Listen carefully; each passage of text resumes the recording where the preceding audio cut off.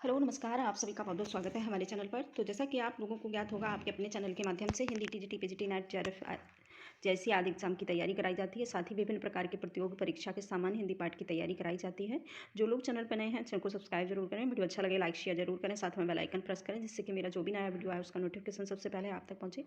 तो चलिए फ्रेंड्स, आज हम हिंदी प्रैक्टिस सेट सॉल्व करेंगे। इसमें जो हमारी 500 प्रश्नों की प्रश्नोत्तरी श्रृंखला चल रही थी, उसी वाले प्रैक्टिस सेट को आगे बढ़ाएंगे, उसी श्रृंखला को आगे बढ़ाएंगे।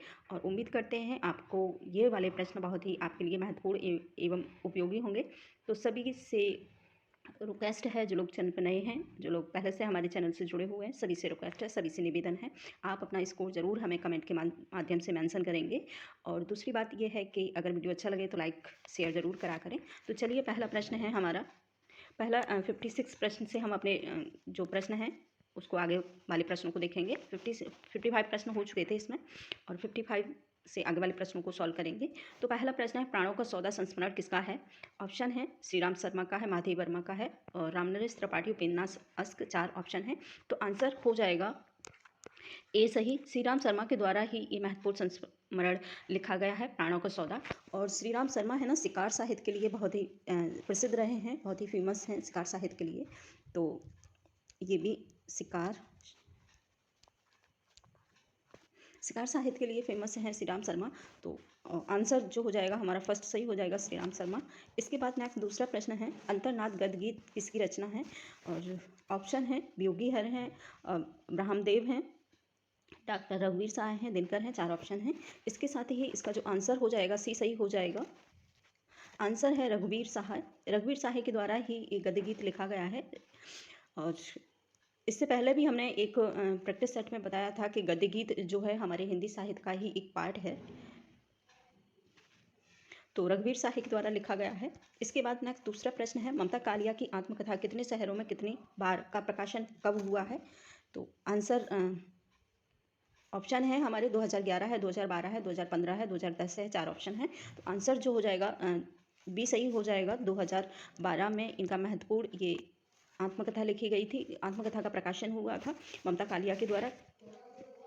इसके बाद नेक्स्ट दूसरा प्रश्न है, आग की लपटें किसकी आत्मकथा है? ऑप्शन है सुभाष चंद्र बोस हैं, और पुरुषोत्तम दास टंडन है, राजेंद्र यादव हैं, सुमित्रानंद पंत हैं, 4 ऑप्शन है। तो आंसर इसका बी सही हो जाएगा। पुरुषोत्तम दास टंडन के द्वारा ही महत्वपूर्ण ये आत्मकथा लिखी गई है। ठीक है। इसके बाद नेक्स्ट दूसरा प्रश्न है, प्रश्न नंबर 60, सौंदर्य की नदी नर्मदा यात्रा वृतांत किसकी रचना है? अच्छा सा प्रश्न है, सौंदर्य की नदी नर्मदा। और ठीक है, ऑप्शन है अज्ञे है, निर्मल वर्मा है, भगवत चरण उपाध्याय हैं, और अमृतलाल बेगड़ हैं। तो 4 ऑप्शन है। तो आंसर जो हो जाएगा हमारा हो जाएगा अमृतलाल बेगड़ के द्वारा ही ये महत्वपूर्ण वृत्तांत लिखा गया यात्रा साहित्य है। तो आप इसको जरूर अपने नोट्स में मेंशन कर लेंगे। इसके बाद नेक्स्ट दूसरा प्रश्न है, हिंदी का प्रथम आत्मकथा लेखक कौन है? अच्छा सा प्रश्न है, हिंदी का प्रथम आत्मकथा लेखक कौन है? ऑप्शन जो है, ऑप्शन देखेंगे, बनारसी दास जैन है, भारतेंदु है, राहुल सातकृत्यायन और हरिवंश राय बच्चन है, 4 ऑप्शन है। आंसर जो हो जाएगा 61 का वो हो जाएगा फर्स्ट सही। बनारसी दास के द्वारा ही महत्वपूर्ण ये लिखा गया है, महत्वपूर्ण आत्मकथा लिखी गई है। माना जाता है बनारसी दास के द्वारा ही सबसे पहले आत्मकथा लिखना आरंभ हुआ था। तो आंसर जो हो जाएगा हमारा फर्स्ट सही हो जाएगा, बनारसी दास जैन। ठीक है। इसके बाद नेक्स्ट दूसरा प्रश्न है, तंत्र लोक से यंत्र लोक तक किसका वृतांत है, यात्रा वृतांत है? ऑप्शन है विष्णु प्रभाकर हैं, नागेंद्र हैं, धर्मवीर भारती हैं, श्रीकांत वर्मा है, 4 ऑप्शन है। तो आंसर जो हो जाएगा सेकंड सही हो जाएगा। नागेंद्र के द्वारा ही महत्वपूर्ण ये यात्रा वृत्तांत लिखा गया है, यंत्र लोक से तंत्र लोक तक। ठीक है। इसके बाद नेक्स्ट दूसरा प्रश्न है, विकलांग श्रद्धा का दौर किस विधा की रचना है? और ऑप्शन है आत्मकथा, रिपोर्टर, हास्य व्यंग है, डायरी है, 4 ऑप्शन है। तो आंसर जो हो जाएगा ये हो जाएगा हास्य व्यंग। विकलांग श्रद्धा का दौर हरिशंकर परसाई के द्वारा ये महत्वपूर्ण रचना लिखी गई है, विकलांग श्रद्धा का दौर, शंकर परसाई के द्वारा ये महत्वपूर्ण रचना लिखी गई है। ठीक है, विकलांग श्रद्धा का दौर। और इसके बाद नेक्स्ट दूसरा प्रश्न है, भोला राम का जीव किस विधा की रचना है? ऑप्शन है भोलाराम का जीव जो रचना है वो किस विधा की है, पूछा है, निबंध है, संस्मरण है, या फिर रेखा चित्र है, या फिर व्यंग साहित्य है। तो आंसर 4 सही हो जाएगा, व्यंग साहित्य है। ठीक है, इसके बाद नेक्स्ट दूसरा है प्रश्न, सूरज की अंतिम किरण से सूरज की पहली किरण तक किसकी रचना है। ऑप्शन है मोहन राकेश और मसानी मधुकर, विपिन अग्रवाल हैं, सुरेंद्र वर्मा है। तो आंसर जो हो जाएगा सुरेंद्र वर्मा हो जाएगा। सुरेंद्र वर्मा के द्वारा ही ये महत्वपूर्ण इनकी रचना है। और सूरज की अंतिम किरण से सूरज की पहली किरण तक, ये बहुत बार रचना रिपीट हुई है, एग्जाम में मोस्टली आई जाती है। तो आप इसको थोड़ा सा ध्यान से अपने नोट्स में ऐड कर लेंगे। इसके बाद है दीवान खाना किसका रेखा चित्र है। कमलेश्वर का, पद्मा सचदेव का है, दिनकर का है, या श्री राम शर्मा का है। 4 ऑप्शन है। तो आंसर जो हो जाएगा इसका बी सही हो जाएगा। पद्मा सचदेव के द्वारा ही ये महत्वपूर्ण रचना लिखी गई है, दीवान खाना। ठीक है, इसके बाद नेक्स्ट दूसरा प्रश्न है, साहित्य लोचन कृति के रचनाकार कौन है। साहित्य लोचन ये है एक अनुवादित रचना है। ठीक है, साहित्य लोचन ऑप्शन है और बाबू जगन्नाथ दास रत्नाकर हैं, और रामचंद्र शुक्ल हैं, श्याम सुंदर दास हैं, नागेंद्र हैं। तो आंसर जो हो जाएगा सी सही हो जाएगा। श्याम सुंदर दास के द्वारा ही ये महत्वपूर्ण रचना लिखी गई है, साहित्य लोचन। बहुत ही फेमस रचना है इनकी, साहित्य लोचन बहुत बार एग्जाम में रिपीट होती है। तो इसके साथ ही नेक्स्ट दूसरा प्रश्न है, प्रेम प्याला जिन पिया संस्मरण की लेखिका कौन है। ठीक है, प्रेम प्याला जिन पिया किसका संस्मरण है। ऑप्शन है पद्मा सचदेव का, पुष्पा भारती का है, और शिवानी का है, प्रभा खैतान का है। तो आंसर हो जाएगा पुष्पा भारती। 2 सही, पुष्पा भारती के द्वारा ही ये महत्वपूर्ण संस्मरण लिखा गया है। इसके बाद नेक्स्ट दूसरा प्रश्न है, समस्या पूर्ति प्रदीप किसकी रचना है। ऑप्शन है अंबिका दत्त व्यास हैं, गोविंद गिल्ला भाई हैं, और प्रताप नारायण मिश्र हैं, द्विजगंग हैं। ये 4 ऑप्शन हैं। तो आंसर जो हो जाएगा बी सही हो जाएगा, गोविंद गिल्ला भाई के द्वारा ही महत्वपूर्ण रचना लिखी गई है। ठीक है, गोविंद गिल्ला भाई, आंसर जो हो जाएगा बी सही, गोविंद गिल्ला भाई के द्वारा लिखी गई ये महत्वपूर्ण रचना है। ठीक है, इसके बाद नेक्स्ट दूसरा प्रश्न है 70, कस्तूरी कुंडल बसे किस विधा की रचना है। ऑप्शन है जीवनी है, और आत्मकथा है, रेखा चित्र है, या फिर डायरी है। तो आंसर जो हो जाएगा इसका बी सही हो जाएगा, आत्मकथा।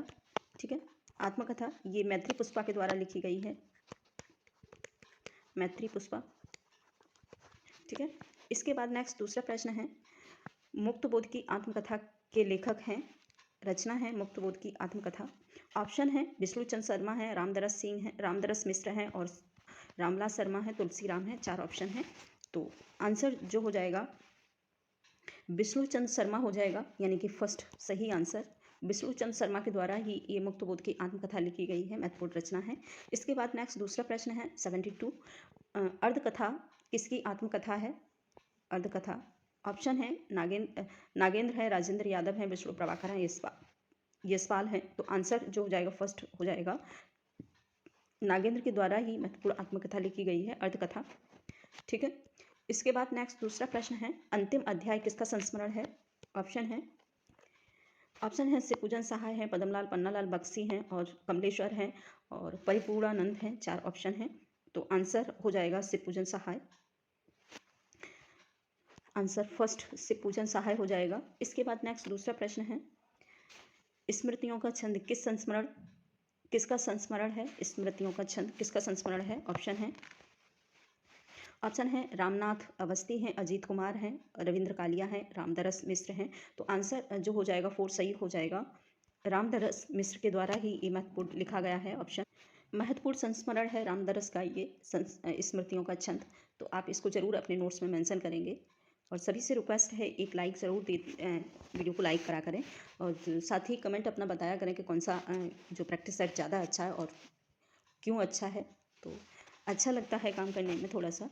तो आंसर जो हो जाएगा 4 सही हो जाएगा, रामदरस मिश्र। दूसरा है 75 प्रश्न नंबर, 10 द्वार से सोपान तक आत्मकथा किसकी है। ठीक है, ऑप्शन है हजारी प्रसाद हैं, सुमित्रानंद पंत हैं, जयशंकर प्रसाद हैं, और हरिवंश राय बच्चन हैं। तो आंसर डी सही हो जाएगा, हरिवंश राय बच्चन के द्वारा ही महत्वपूर्ण आत्मकथा लिखी गई है। ये इसके 4 भाग किए गए हैं, 4 भाग किए गए हैं, इसके 4 भागों में विभाजित है ये महत्वपूर्ण आत्मकथा हरिवंश राय बच्चन की। और पहला जो इसका पार्ट है, क्या भूलूं क्या याद करूं, इनका इसी रचना का पहला पार्ट है। इसके बाद नेक्स्ट दूसरा प्रश्न है 76, आत्मनिर्भरता निबंध के रचनाकार कौन है? ऑप्शन है महावीर प्रसाद द्विवेदी हैं, बालकृष्ण भट्ट हैं, और आचार्य रामचंद्र शुक्ल हैं, अजीत कुमार हैं। 4 ऑप्शन हैं। तो आंसर जो हो जाएगा फर्स्ट सही हो जाएगा। महावीर प्रसाद द्विवेदी के द्वारा ही ये महत्वपूर्ण निबंध लिखा गया है। महावीर प्रसाद द्विवेदी इसका राइट आंसर होगा। इसके बाद नेक्स्ट दूसरा प्रश्न है, निम्नलिखित में से कौन सा रिपोर्टर रेडू यानी कि फर्डिशर रेडू द्वारा लिखित नहीं है? अच्छा सा है ये प्रश्न। फर्डिशर रेडू ने पूछा है कौन सा रिपोर्टर इनका नहीं है। ऑप्शन है जल ऋण जल धन जल, नेपाल की क्रांति कथा, एकलव्य के नोट्स और लाल धरती। 4 ऑप्शन है। तो आंसर जो हो जाएगा 4 सही हो जाएगा। लाल धरती इनका रिपोर्टरजा नहीं है, बाकी ये तीनों ही इनके रिपोर्टरजा हैं। और जो फर्डिशर रेडू हैं और आंचलिक साहित्यकार माने जाते हैं।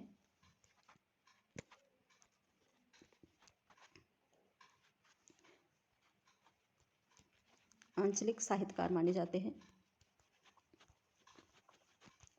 ठीक है, तो इस प्रकार से हम इनको समझ पाएंगे। राइटिंग थोड़ा सा टेढ़ा मेढ़ा हो जाता है क्योंकि पेन कंप्लीट नहीं होता, बीच बीच में कभी रुक भी जाता है, थोड़ा सा डोंट माइंड करिए इस बात को। ठीक है, और इसके बाद नेक्स्ट दूसरा प्रश्न है, 4 विचारी किसकी एकांकी है? 4 विचार। ठीक है, ऑप्शन है जयशंकर प्रसाद हैं, पांडे शर्मा हैं, पांडे शर्मा उग्र इनका पूरा नाम है। तो पांडे शर्मा उग्र हैं, और मोहन राकेश है, राम कुमार वर्मा हैं। 4 ऑप्शन हैं। तो आंसर जो हो जाएगा पांडे शर्मा उग्र। पांडे शर्मा उग्र के द्वारा ही महत्वपूर्ण एकांकी लिखी गई है। इनके स्वभाव में थोड़ी उग्रता रही है, इसलिए इनको उपनाम दिया गया है पांडे शर्मा उग्र। तो आंसर जो हो जाएगा सेकंड सही हो जाएगा, पांडे शर्मा उग्र। इसके बाद नेक्स्ट दूसरा प्रश्न है। दूसरा प्रश्न है हमारा, दूसरा प्रश्न देखेंगे, हादसे किसकी आत्मकथा है? ऑप्शन है प्रभा खेतान है, मैत्री पुष्पा है, रमणिका गुप्ता है, और मन्नू भंडारी हैं। तो 4 ऑप्शन है। आंसर जो हो जाएगा रमणिका गुप्ता हो जाएगा। रमणिका गुप्ता के द्वारा ही महत्वपूर्ण आत्मकथा लिखी गई है हादसे। महत्वपूर्ण इनकी ये रचना रही है, बहुत बार रिपीट एग्जाम में हुई है, तो आप लोग इस चीज़ को ध्यान रखेंगे। इसके बाद है आधुनिक हिंदी साहित्य में सर्वप्रथम आत्मकथा किसने लिखा है? आधुनिक हिंदी साहित्य में जो सर्वप्रथम आत्मकथा लेखन आरंभ हुआ है वो किसके द्वारा हुआ है, यही हमको बताना है। ऑप्शन है महात्मा गांधी हैं, श्याम सुंदर दास हैं, भारतेंदु है, महावीर प्रसाद द्विवेदी हैं। तो आंसर जो हो जाएगा सेकंड सही हो जाएगा, यानी कि बी, श्याम सुंदर दास के द्वारा ही महत्वपूर्ण आत्मकथा सबसे पहले लिखी गई थी आधुनिक हिंदी साहित्य जगत में। तो आंसर हमारा सेकंड सही हो जाएगा, श्याम सुंदर दास। ठीक है, इसके बाद नेक्स्ट दूसरा प्रश्न है, हिंदी के प्रथम संस्मरण, ठीक है, हिंदी में प्रथम संस्मरण किसने लिखा है ये बताना है। ऑप्शन है हरिओद का संस्मरण पहले लिखा गया था, या फिर पदम पराग पहले लिखा गया था पदम सिंह शर्मा के द्वारा, और दूसरा है लंदन यात्रा श्रीमती हरदेव के द्वारा लिखा गया है। इसमें 3 ही ऑप्शन लिख पाए हैं, तो इसके लिए सॉरी। आंसर जो हो जाएगा सेकंड सही हो जाएगा, पदम पराग पदम सिंह शर्मा के द्वारा महत्वपूर्ण हिंदी साहित्य का प्रथम संस्मरण माना जाता है। तो आंसर हमारा सेकंड सही होगा। इसके बाद नेक्स्ट दूसरा है, बोलती प्रतिमा है रेखा चित्र में चित्रण है, ठीक है, बोलती प्रतिमा। ऑप्शन है अध्यात्म है, अध्यात्म का है, समाज के माध्यम वर्ग का है, या समाज के निम्न वर्ग का है, और कोई नहीं है। इसमें बताना है किसका चित्रण है बोलती प्रतिमा में, जो रेखा चित्र है श्री राम शर्मा के द्वारा ये लिखा हुआ है। श्री राम शर्मा के द्वारा ये महत्वपूर्ण रचना लिखी गई है रेखा चित्र बोलती प्रतिमाएं। तो बताना है कि इसमें किसका जो मतलब उल्लेख है, किसका चित्रण किया गया है। 4 ऑप्शन है, अध्यात्म का चित्रण किया गया है, समाज के मध्यम वर्ग का चित्रण किया गया है, समाज के निम्न वर्ग का चित्रण किया गया है, या इनमें से कोई नहीं। तो आंसर जो हो जाएगा थर्ड सही हो जाएगा। इसमें है ना, समाज के निम्न वर्ग का चित्रण किया गया है बोलती प्रतिमा में, श्री राम शर्मा के द्वारा लिखा हुआ महत्वपूर्ण ये रेखा चित्र है। इसके बाद नेक्स्ट दूसरा प्रश्न है, भोला राम का जीव किस विधा की रचना है। ऑप्शन है निबंध है, रेखा चित्र है, संस्मरण है, व्यंग है। 4 ऑप्शन है। तो आंसर जो हो जाएगा, ये वाला प्रश्न ऊपर भी आ चुका है, दोबारा रिपीट हुआ है, तो पहले भी आपको बता दिया था। आंसर इसका 4 सही हो जाएगा, व्यंग रचना है भोला राम का जीव। और ये मुक्त बोध के द्वारा लिखा हुआ है। इसके बाद नेक्स्ट दूसरा है मंटो जिंदा है के लेखक हैं। एक और है मंटो मेरा दुश्मन, वो उपेंद्र नाथ आस्के के द्वारा लिखा हुआ है, लेकिन यहाँ इस पर आप लोग कंफ्यूज मत होइएगा। यहाँ पर मंटो जिंदा है ये के लेखक हैं। और तो ये बताना है किसका है। महिमा महिमा मेहता का है, शोभाकांत का है, कुमुद नागर का है, नरेंद्र मोहन का है। 4 ऑप्शन हैं। तो आंसर जो हो जाएगा 4 सही हो जाएगा। नरेंद्र मोहन के द्वारा ही ये महत्वपूर्ण रचना लिखी गई है, मंटो जिंदा है। और एक और इससे रिलेट पुस्तक है, रचना है मंटो मेरा दुश्मन। ये उपेंद्र नाथ का उपन्यास है, उपेंद्र नाथ की रचना है, सॉरी उपन्यास नहीं, उपेंद्र नाथ की रचना है।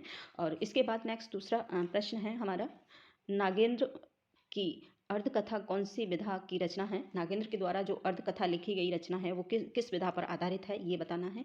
कहानी है और आत्मकथा है, संस्मरण या फिर निबंध है। तो आंसर 4 सही हो जाएगा, वो सॉरी सेकंड सही हो जाएगा। आत्मकथा ही है नागेंद्र के द्वारा। ये वाला प्रश्न ऊपर रिपीट हुआ है, दोबारा हो गया है, ठीक है। तो आंसर आत्मकथा है। इसके बाद नेक्स्ट दूसरा प्रश्न है समय के पाँव किसका रेखा चित्र है।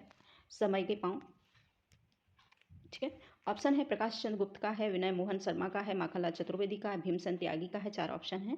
तो आंसर जो हो जाएगा, माखनलाल चतुर्वेदी के द्वारा ही ये महत्वपूर्ण रचना लिखी गई है, समय का पाँव, ठीक है। ये महत्वपूर्ण रेखा चित्र है और माखनलाल चतुर्वेदी के द्वारा लिखा हुआ है, ठीक है। इसके बाद नेक्स्ट दूसरा प्रश्न है, आवारा मसीहा किस विधा की रचना है। आवारा मसीहा हम सभी ने पढ़ी होगी, आवारा मसीहा तो सभी लोग शायद जानते भी होंगे। ऑप्शन है संस्मरण है, रेखा चित्र है और यात्रा वृतांत है या फिर जीवनी है। तो आंसर जो हो जाएगा 4 सही हो जाएगा। यह एक जीवनी है, विष्णु प्रभाकर के द्वारा लिखी हुई, विष्णु प्रभाकर के द्वारा लिखी हुई महत्वपूर्ण जीवनी है, जिसमें शरतचंद्र का जीवन संस्मरण किया गया है। जीवनी लिखी है, शरतचंद्र की जीवनी इसमें लिखी गई है। तो आंसर हमारा 4 सही हो जाएगा, जीवनी है। इसके बाद नेक्स्ट दूसरा प्रश्न है, मेरी तिब्बत यात्रा किसकी रचना है। ऑप्शन है राहुल सांकृत्यायन है, महेश प्रसाद हैं, शिव प्रसाद हैं, दामोदर शास्त्री हैं। 4 ऑप्शन हैं।